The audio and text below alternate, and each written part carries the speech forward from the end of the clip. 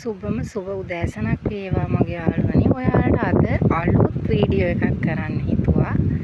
මේ තමා අපේ කිරිගාවයෝ ටික. එයාලට පෙන්නලා ඔයාලට අලුත් වීඩියෝ එකක් කරන්න හිතුවා. බලන්නකෝ. මෙන්න මේ වැවේ තමා අපි අපේ කිරිගාවයෝ ටික කන්න දාලා තියෙන්නේ. ඒගොල්ලන්ට හවසටත් කෑම ගෙනත් දෙනවා.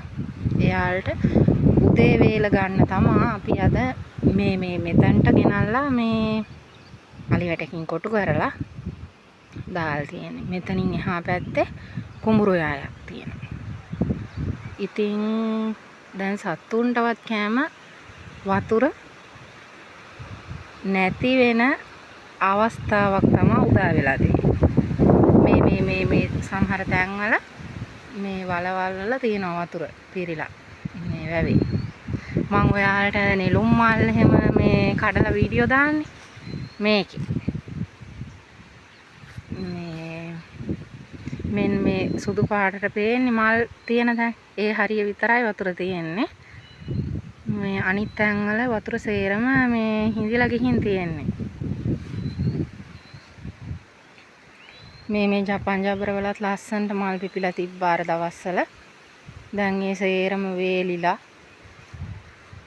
ඔයාලට පේනව නේද?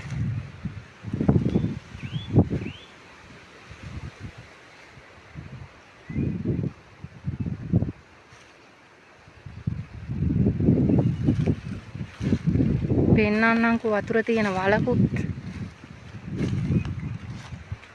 ඔන්න ඔතන ඔය පාසි පේන්නේ. ඒ හරිය තමයි මේ කෑල්ලෙම වතුර තියෙන්නේ දැන්. ඊයේ නම් හිටියා මේ හුඟා කොක්කු ගොඩක් මෙතනට ඇවිදින් මේකේ එකතු වෙලා ඉන්න මාළු කණ්ඩ. මේ තියෙන්නේ වේලිලා ගියපු ජපන් ජබරාස්සේ ලස්සන පිපීගෙන එන මාළු. එයාලත් හරි ලස්සනයි. මේ ටිකේ නම් සීතල තියෙනවා. ඒ හින්දා ටිකක් මල් තියෙනවා.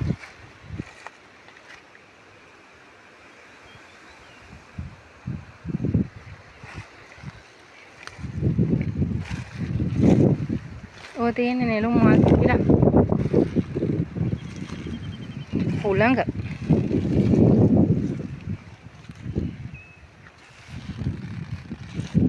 මේ සමහර දවස්වලට මේකේ අලිත් යනවා.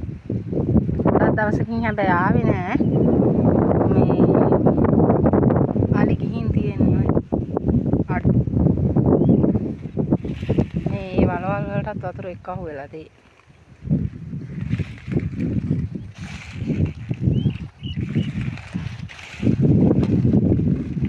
ඔන්න මලක් ගාවට ආවා. අර පැත්තේ නම් වේලිලා තියෙන්නේ හුඟක්. එහෙ මල් කඩන්නත් ලේසි. ඔයාලට පෙන්වන්න ඕන හින්දා. ලස්සන. අපි අර අතෙන් පුබුදනවා වගේ නෙමේ. හරිම ලස්සනයි මෙහෙම.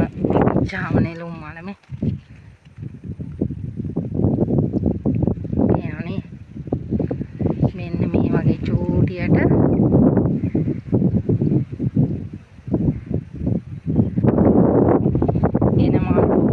තව චූටියට එන්නේ මේකේ මල් පොහොට්ටු. මේ ඉතින් එහෙම ඇවිදින් තමයි මෙහෙම පිපෙන්නේ. පුදුමත් හිතෙනවා ඒව දැකපුවාම. ජපන් ජබර මාල. ලස්සනයි. එයාගේ මොනර තට්ට වගේ මල.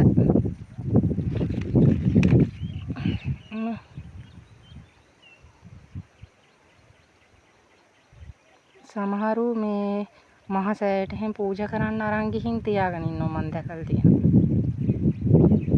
ගොඩ කඩාපුවාම මේ ලස්සනයි. මටත් දවසක මේ ආසාවක් තියෙනවා එහෙම. මල් ගොඩාක් කඩාන ගිහිල්ලා පූජා කරන්න. ඊයේ ඉතින් මේ මගේ සබ්ස්ක්‍රයිබර්ස්ලා මේ 200 සම්පූර්ණ වෙච්ච හින්දා මට හිතුණා වෙනස් දෙයක් කරන්න. මොකද්ද මට කරන්න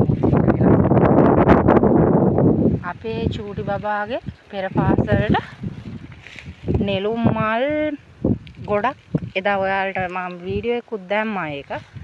නෙළුම් මල් ගොඩාක් කඩාගෙන ගිහිල්ලා මේ යා අතින්ම පූජා කරා ඉතින්. එයාගේ පෙර පාසලේ තියෙන ලොකු බුදු පිළිමයක්. ඒකට අපේ සත්තු දෙන්නෙක්ටත් අසනීප වෙලා ඉන්නේ මේ දවස්වල.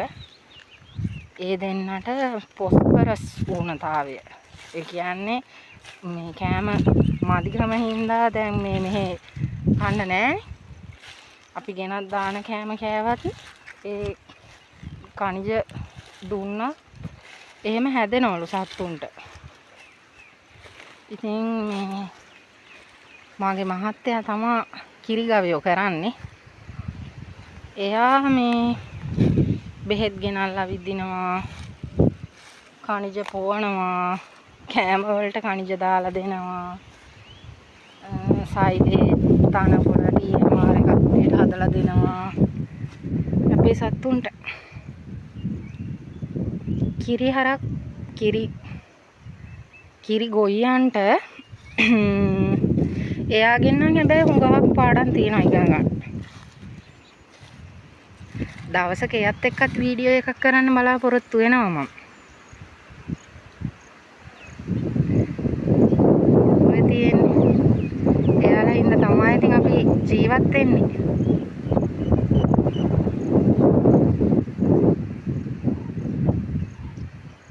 ඔන්න ඔය ඉස්සල්ලාම ඉන්න එක්කෙනා නෙවෙයි දෙවෙනියට ඉන්නේ. එයාට තමයි අසනීප හැදිලා ඉන්නේ.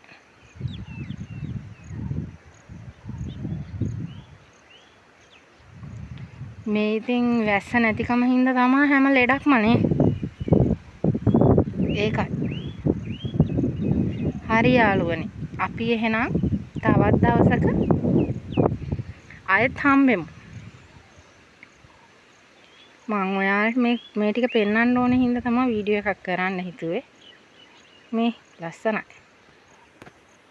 ගෙදරක හිටව ගත්තත් කමක් නැහැ කියලා හිතනවා පෝච්චි එක. ඒ තරම් ලස්සනයි. හරි. එහෙනම් තව දවසක හම්බෙමු. බුදු සරණයි.